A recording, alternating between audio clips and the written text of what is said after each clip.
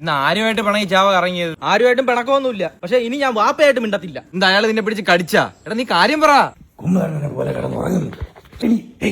തലയിരിക്കുന്നിടത്ത് കാല്, കാലിരിക്കുന്നിടത്ത് തല.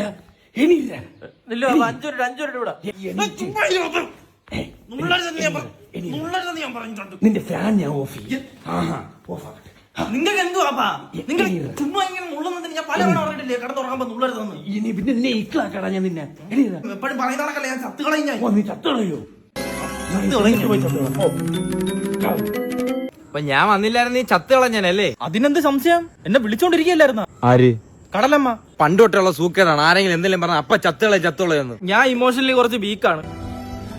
അതെല്ലാരും യൂസ് ചെയ്യണം. അജിനെ, നീ മരിക്കാൻ കാണിക്കുന്ന ധൈര്യം ഒന്ന് ജീവിക്കാൻ കാണിച്ചാണ്. പിന്നെ ലൈഫ് നീ ഒന്ന് വേറെ ലെവലിലോട്ട് പോവും. ഏത് ലെവലിലോട്ട് പോവും? ഈ പറയുന്ന നീ ഫാനിൽ തൂങ്ങിയല്ലേ? അത് പൊട്ടി വീണില്ലായിരുന്നു, ഇപ്പൊ കാണായിരുന്നു. അതിപ്പോ പറയേണ്ട കാര്യം എന്ത്?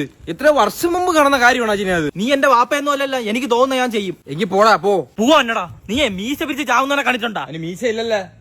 പിന്നെ എന്തോന്ന് റാ മടക്കി വെച്ചേക്കുന്ന? നീ ഇന്നെന്റെ ശവം ആ കടപ്പുറത്ത് കാണും. അത് നീ എടുക്കും. ഇവനെ എന്ത് കാണാത്ത? ഞാൻ ഇനി കടലെന്ന് പറഞ്ഞോണ്ട് അവൻ കടലിൽ പോയിക്കൂ. പക്ഷെ ഇത് നേരത്താണ്. ദൈവമേ, ഇന്ന് ഇതിലെ കൂടെ ട്രെയിനൊന്നും പോവല്ലേ.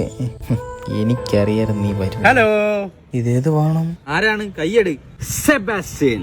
ഇഷ്ടമുള്ളവരെന്നെ സെബു എന്ന് വിളിക്കും. ഇയാൾ ആരാ ആവട്ടെ, ഇയാൾ തോളിൽ നിന്ന് കൈയെടുത്താണ്. നിങ്ങൾ കൈയെടുത്തില്ല ഞാൻ ഉറപ്പായിട്ടും ചാടി ചത്തുകളെ. ഞാൻ നിന്നെ കൊല്ലാം.